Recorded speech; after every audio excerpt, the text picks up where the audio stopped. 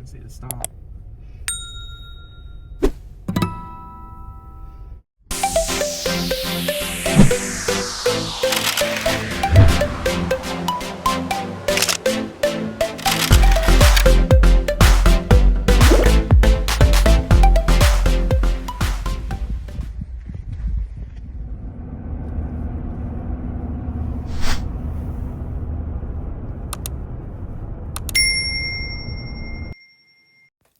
Greetings! This is TC the Wandering Historian, and welcome to TC Lifestyle Adventure. And today I'm exploring Zion National Park in Utah. As part of my quest of trying new things, I'm continuing to explore more of the desert and its underrated secrets here.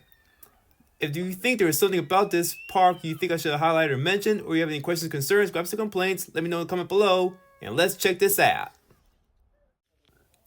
Zion National Park is located in southwestern Utah near the town of Springdale and at the junction of the Colorado Plateau, Great Basin, and Mojave Desert regions. The park has a unique geography and variety of life zones that allow for unusual plant and animal diversity.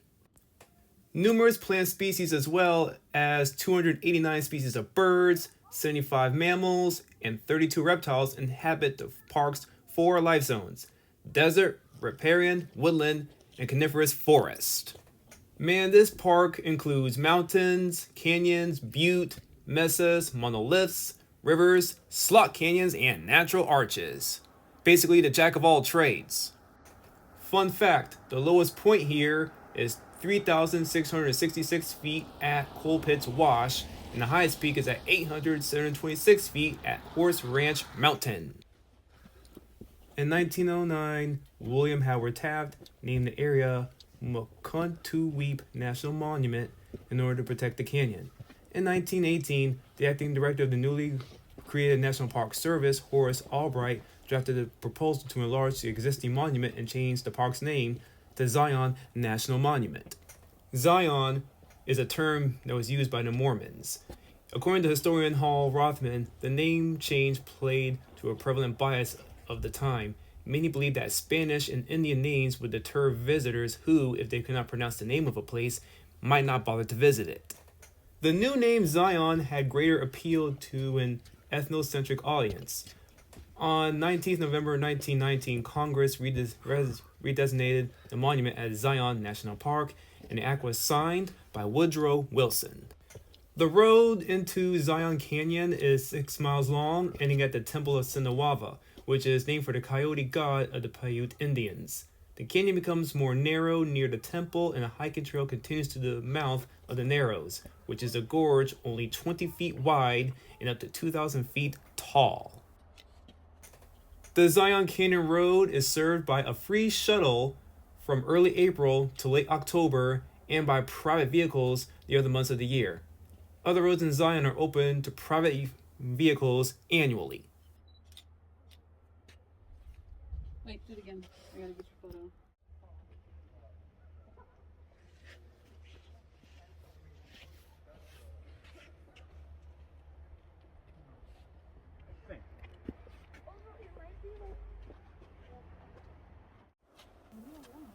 Have you ever seen anything like this? It's one thing to see this on television or a movie or on social media, but when you look at this in real life, it is so awe-inspiring.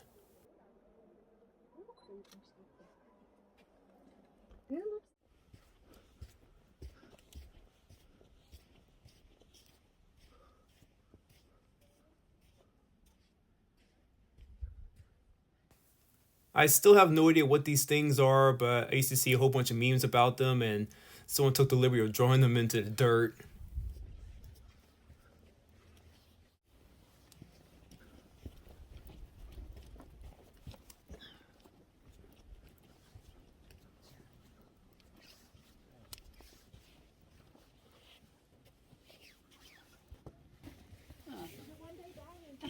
On this part of the trail, I came across a section that was a bit of an inclined plane, but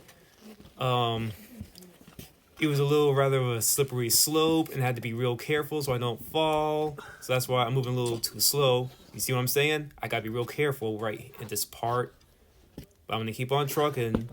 And I didn't care if I'm holding up people. I'm like, hey, I'm not going to risk my safety because you're impatient, all right?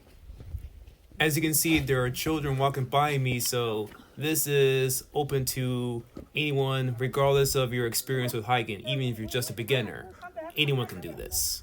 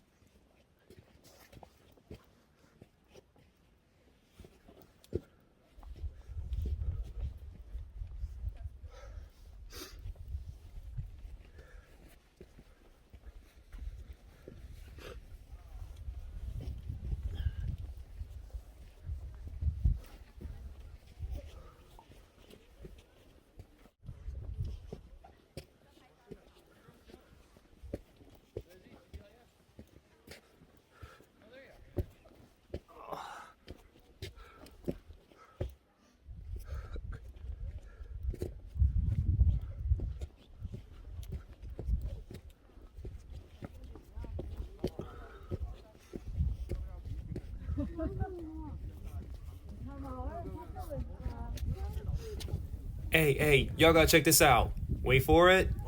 You see my face? Wait for it. I really have to show y'all this. And look, here is Zion Canyon. It's alright, it's alright. Damn. Do you need us to move? No, it's all good.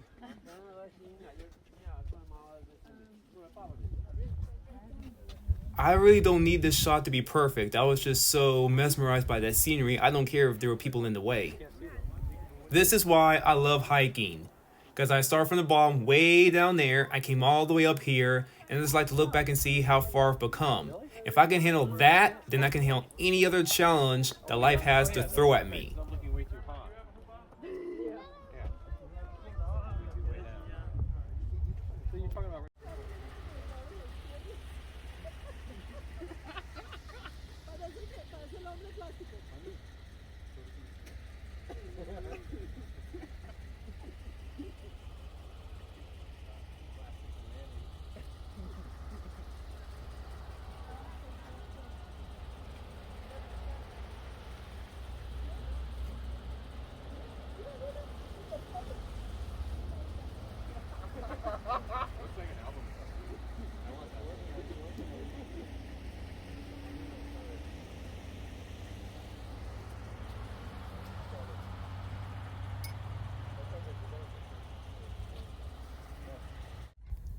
Behind the scenes of me blogging this majestic sight.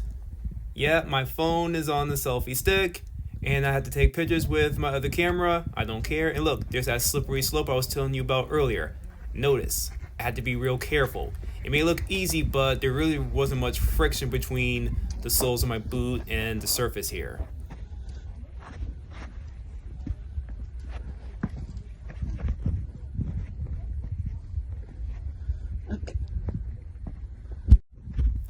This is an example of the wandering part of TC the Wandering Historian. I like to travel. And as a historian, because I love to look up history, and this hobby has taken me to all sorts of interesting places.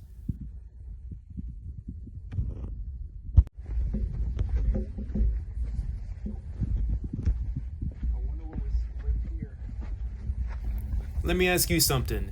Would you ever come here? Why or why not? Let me know in the comment below. I'd love to hear about your thoughts about this, because I was so anxious to come check this out.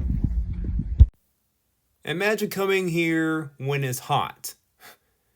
I would definitely not like that, so that's why I made a decision to come here during the winter. That way I can bundle up. Because it's kind of ironic, I'm bundled up in the middle of the desert, but it gets awful cold here.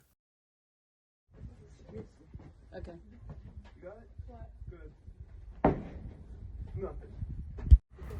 This is what you don't see as often on social media. This is behind the scenes when they actually have to take all these specific pictures and videos at right angles. I don't really have an entourage to film me, so I gotta do a lot of this by myself. And look at all that. I gotta start somewhere.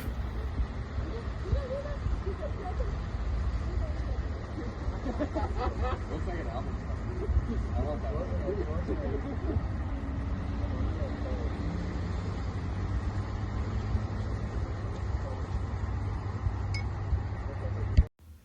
Before I continue, if there's something about this video that you felt like I should have highlighted or mentioned, or if you have any questions, concerns, gripes, or complaints, let me know in the comment below. And now, back to the video. If you're still watching this video at this point, I want to thank you so much for tuning in and supporting me. And my trip to Zion and pretty much the desert was exactly what I needed, because I've never been to this region before. I've always looked at it, I just want to see what it was like, and it definitely did not disappoint. And this was all in Utah. I can't wait to go explore other states that are in the desert. Nevada, Arizona, Colorado, the list goes on, man. I know a lot of y'all are anxious to see what pictures I've taken, so here's a little good example of taken just with my phone. Now, if you're still interested in seeing what I took with my camera around my neck, you can let me know in the comment below. Here, this was Canyon Overlook. I had to take a couple pictures at this spot because it was so worth it. And also, this was a majestic sight. It would make nice for a nice postcard. This is Abraham, Isaac, and Jacob. This is right here in the Narrows that I mentioned earlier. I really just wanted to go through that water, but I was advised not to do it. Here's this little clip bit of where I was traveling to the Canyon Overlook Trail before I reached the summit. This also goes to show you my love of wanderlust, which is translated as the strong desire to travel. Because look where it's got me. Way over here. I'm sitting on the edge of a cliff taking a selfie. Totally worth it, man. And I'm all the way down there looking up at the summit where I was going to reach to. And it was totally worth the journey. For those who are wondering, being on a hiking trail with my camera is best described as life. And the rest is waiting. That right there is the best way I can describe to you why I like to do all this. Now, after all that hiking, I definitely had to get something to eat, and I was not in the mood to be picky, so I just went for it. And yes, this is french fries and a grilled cheese sandwich with some coffee. Don't worry, I had some water before I downed all of this. But yeah, I'm kind of a foodie. Big whoop, I don't care. This is just what I like to do. There's one thing that Miss Charmaine has told me is, boy, you love the outdoors. Well, I have no rebuttal to that because I spent so much of my life being locked up inside the house just watching endless hours of television, missing out.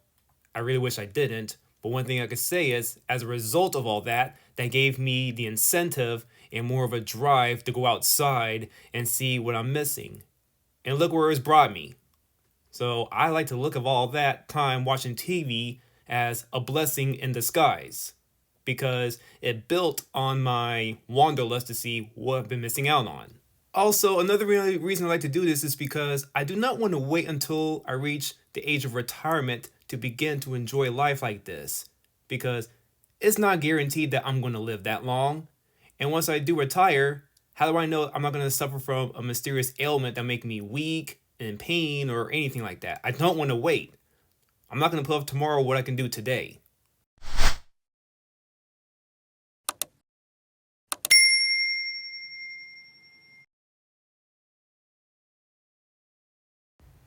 Alright, so what'd you think? Please like, share, subscribe to stay up to date for more videos. This is TC, the Wandering Historian, encouraging y'all to try new things. Blessings! Stop. Yeah, I didn't say to stop.